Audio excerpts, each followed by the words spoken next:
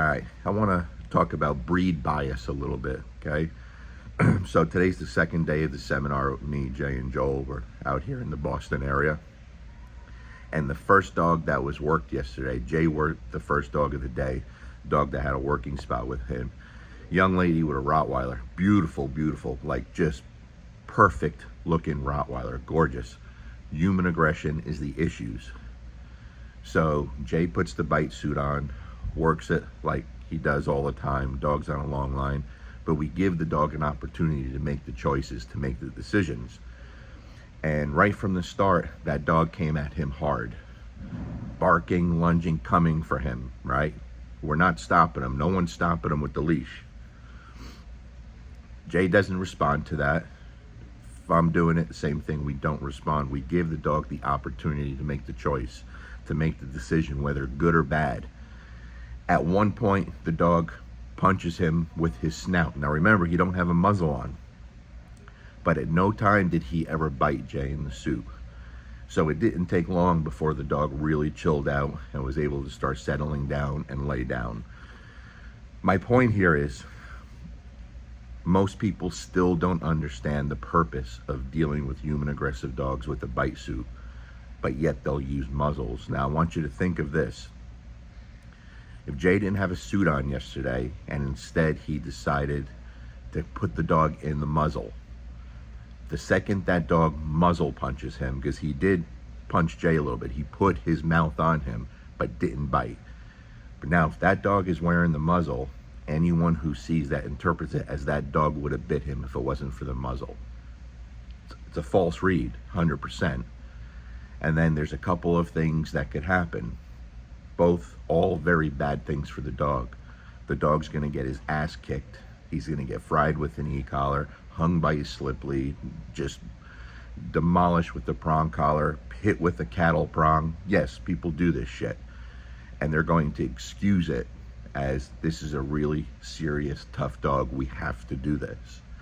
And then what's going to happen is you're going to destroy the dog. We see it all the time. The dogs just become shells of themselves, just zombies. Then they won't do anything, right? And it's a completely false alarm, a completely false read, because you used the muzzle and put unnecessary pressure on the dog instead of allowing the dog to be free to make the decision. And hey, if he's going to bite you, he's going to bite you, but no one's going to get hurt. And when he bites you, then the owner can make a decision and we can handle it from there.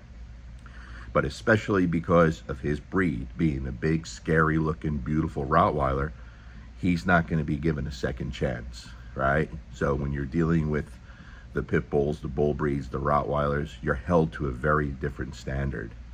And I see it every single day, over and over. Someone takes a dog like that, a powerful breed, they show some aggression, and then the trainer makes excuses for what they're doing to the dog because they don't know what they're doing. That's the difference. You understand? So people still don't understand the purpose with the bite suits. So they still want to do all this redirection and bringing food into the game. Whatever, you do whatever you want. But I promise you, it's nowhere near as effective, especially in the long run. That's why it's so important. Like, you have to give the dog the opportunity.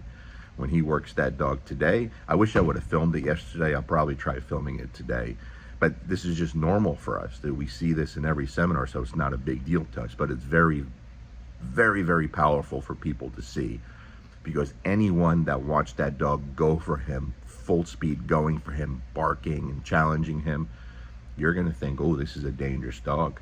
Can he be a dangerous dog? Oh my God, yes, absolutely.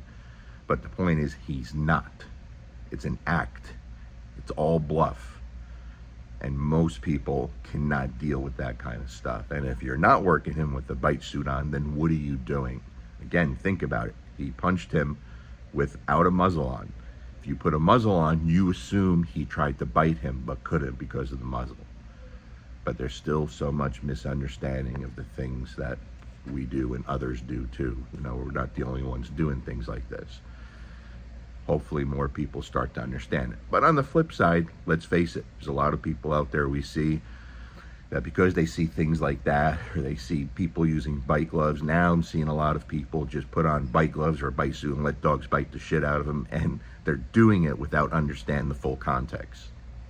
But that's dog training, especially in the pet dog world. So there you go.